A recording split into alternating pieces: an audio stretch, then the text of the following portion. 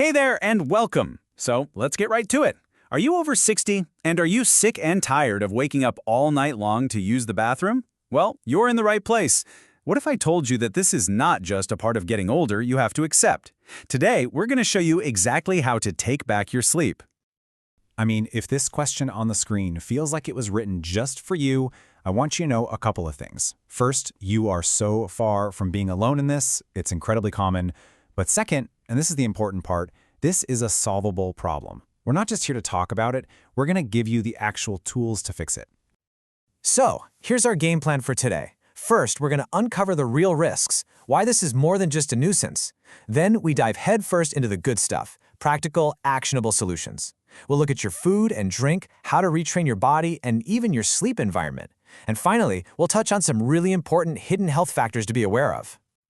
Okay, first things first. Let's really understand what we're dealing with here. Because trust me, this is about so much more than just feeling a little sleepy the next day. There's a fancy medical name for it, nocturia. For decades, it was just kind of brushed off as, oh, that's just what happens when you get older. But you know what? Science is telling us that's just not the case. More often than not, it's actually a red flag for a simple imbalance in your daily routine or your health, an imbalance that you can correct.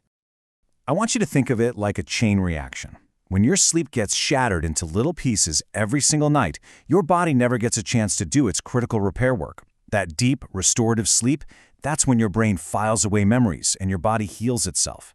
When you interrupt that process over and over, you don't just feel groggy. You're looking at a higher risk of tripping and falling in the dark. And there's serious links to long-term issues with your heart, your memory, and even your mood. So you see, fixing this isn't just a small win, it's a huge act of self-care. And now, for the best part. This is the good news I want you to hear loud and clear. For a whopping 8 out of 10 people dealing with this, it's not some big, scary underlying disease. Nope, it's usually driven by simple, everyday habits. Habits that you have complete control over. The power to get your nights back is quite literally in your hands. All right, let's get into the nitty-gritty. We're going to start with the changes that can have the biggest, fastest impact, and that all starts with what you're eating and drinking in the evening. Let me tell you about Margaret. She was at her wit's end, waking up 4, sometimes 5 times a night. She honestly felt like a prisoner in her own home, and she thought she was doing all the right things for her health. Turns out, the two main culprits were a nightly cup of relaxing chamomile tea and a comforting but very salty bowl of soup for dinner. So, learning from Margaret, here are 3 game-changing rules. First, a hard stop on all liquids 3 hours before bed. Call it your liquid curfew. Second, you have to become a fluid detective. Look for those hidden liquids in things like soups, watermelon, or even that herbal tea. And third, and this is a big one, no caffeine after lunch. Caffeine doesn't just wake you up, it also blocks a crucial hormone that tells your kidneys to take it easy and produce less urine at night. Now let's talk food. We heard from a gentleman named Robert who's 68. He told us he felt like a zombie every single day. His go-to late dinners often had things like tomatoes and cucumbers, and he loved salty snacks. Well, here's what was happening. Those salty and diuretic foods make your body hold on to water all day long. Then, the moment you lie down, your body goes, okay, time to release the floodgates. Robert started eating dinner a bit earlier and swapped his faux foods for friend foods on this list. The result? Within just a few weeks, he was sleeping 6 hours straight. A total game changer. So we've covered what you're putting into your body. Now let's get into how you can actually physically train your body and your bladder for a full night of sleep. Okay, this next one is going to sound totally backward, but please hear me out. That just-in-case trip to the bathroom right before you hop into bed, it's a trap. See, your bladder is a muscle. When you empty it before it's actually full, you're teaching it to scream, "I have to go," with smaller and smaller amounts of liquid. A woman named Dorothy described it perfectly. She said, "I thought I was being smart, but I accidentally created a monster." Once she stopped doing it, her bladder slowly learned to hold more, and she started sleeping for 5, then 6 hours at a time. How about your sleeping position? Oh yeah, it matters way more than you think. Take Frank, a 71-year-old veteran. He'd slept on his stomach his whole life. Well, that position puts constant, direct pressure on your bladder, sending these false alarms to your brain all night. The second he taught himself to sleep on his side, with a pillow between his knees to help with circulation, his nighttime trips to the bathroom just stopped completely. This next habit is so simple, but so incredibly effective. Think about it. All day long, gravity is pulling fluid down into your lower legs and ankles. Then, when you finally lie down flat, all that fluid rushes back into your system, straight to your kidneys for processing. But what if you could do that processing before bed? Well, you can. Just prop your legs up for about 30 minutes a couple hours before bed. And while you're sitting during the day, just pump your ankles up and down. You're helping your body do its job while you're awake, so it doesn't have to do it while you're trying to sleep.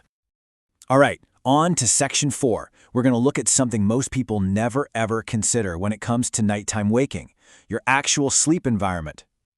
So here's the fascinating bit of science. To fall into a deep restorative sleep, your body's core temperature actually needs to drop a little bit. This drop is the signal to produce all the important sleep hormones, including that one we talked about that reduces urine production. So if your bedroom is too warm, you're basically fighting your own biology. You're making it harder for your body to get the memo that it's time for sleep and rest. And the solution could be just incredibly simple. We heard from Eleanor, who's 69. She loved her cozy flannel PJs and a warm, toasty bedroom. She was also getting up 5 times a night. On a whim, she switched to lightweight cotton pajamas and cracked open a window to cool the room down. Almost overnight, she started sleeping right through. It's all about creating a cool sleep haven and working with your body, not against it. Okay, we've talked diet, we've talked habits, we've talked environment. Now for our last, and I have to say, very important section.